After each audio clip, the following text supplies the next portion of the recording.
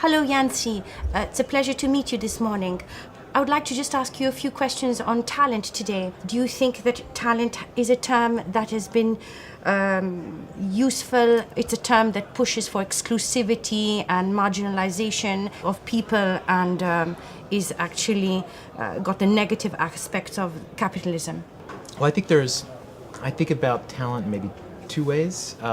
There's talent as in what are you good at, and certainly I think building jobs around people's talents will turn out better. But the idea of talent as like people to hire, the idea of competing with Facebook for the 100x engineer, those sorts of things I think are challenging because it's very few people can compete with the sort of payday that those places will offer. But how Kickstarter has tended to think about talent has just been developing people over a long period of time. That when you hire someone, the ideal should be that they're working with you forever, at least until it no longer makes sense for their life, and that you're just constantly helping them grow. There are many people with whom we had that sort of relationship, and people that really grew and would start very low in the organization and get up to executive sort of level. That happened multiple times. It's a hard thing to do consistently. It takes a lot of energy from leadership to always be developing people in that way, but there's no doubt in my mind that that is the most sustainable, best way to approach these things, which is just you're constantly investing in your people. Someone being both talented and having a deep understanding of the values and nuances of your organization is going to be your best possible fit. You can hire an outsider with all kinds of crazy pedigree from top companies, but they might not mesh with what you do. I think there's a high probability of that. So I think that tends to be a high risk, kind of expensive way to go about building a company. And I feel like internal development and talent as something that everyone has the capacity to grow is the best long-term play. So would you say that the moral standing of your company and its ethical base, which is different from the majority of companies, being less inclined towards profits and having a position in terms of company values which is much more altruistic, do you then think that the question of talent in your company is less useful, and that you work more as a community, if I've understood correctly, to create talent rather than to and nurture it where there are the seeds already existing in the fertility of your company, rather than with regards to any inborn or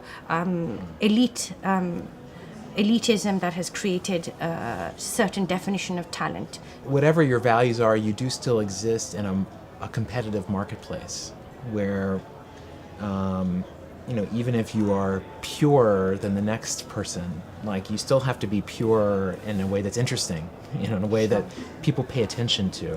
So, I think our value stance is both genuine and it's a kind of advertisement to other people that carry those values, to say, hey, this is probably a good place for you, and that's a strong filter. When I would hire someone with Kickstarter, we would have a conversation about how you will be a shareholder in the company, but it's not like this isn't a lottery ticket. We don't think about things that way, and you may be talking to other companies that are thinking about things that way, and if that's your goal, then by all means. But just this is precisely what we are, and that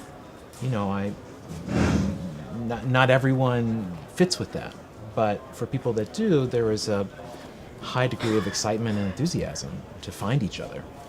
So, I think that is its own kind of competitive edge, and maybe in the same way that a small company can't compete with Google stock options, where a small organization can compete is with by seeing the whole person, by allowing someone to be more fulfilled in other ways, and you need to find those edges where you can. So there's a part of it that is, there is like a slight self-servingness to it of just, what do you stand for? Why should people care about you versus anything else that, you have to think about. We were always just proud that we're a bunch of art school oddballs, and we're looking for other people like that, or people that lean that way. Here you got a home, and that, been fortunate to work with many great people through that. So Yancey, my last question, in terms of your company, Kickstarter, how important do you think has talent been with regards to leading yourself and your two co-founders to success? Yeah, I mean, the contributions by people that were not one of the three of us are enormous. Certainly as co-founders, you get more attention because you were the first part of something. But when I think about the history of the company, when I give a talk and I show pictures of the team, I mean, I look at all those people and I can think exactly of the things that they contributed, and they're huge chunks of things that people probably think of as being core to what we did. That I'm like, oh, that was those four people figuring that thing out together. And so these are. Entrepreneurialism is not it's not a solo project. There are a lot of solo moments, but the success has to come through others. And I think we were fortunate to always recognize and appreciate that, and to not make it, I don't know, just to acknowledge all the contributions that everybody made, and that it was just all of us together. Would you say your determination was more important than your talent? Yeah, well, I mean, I would probably say the idea was more important than anything. I mean, because I think that's what drew people. That's what the power is. I don't think the 30 of us working on something completely different would have been meaningful in the same way. I think it's those things coming together. But it's these are collective projects. Companies are many pieces coming together, and a lot of attention gets focused on the top just because that's how we operate, but there's a lot more going on there. Okay.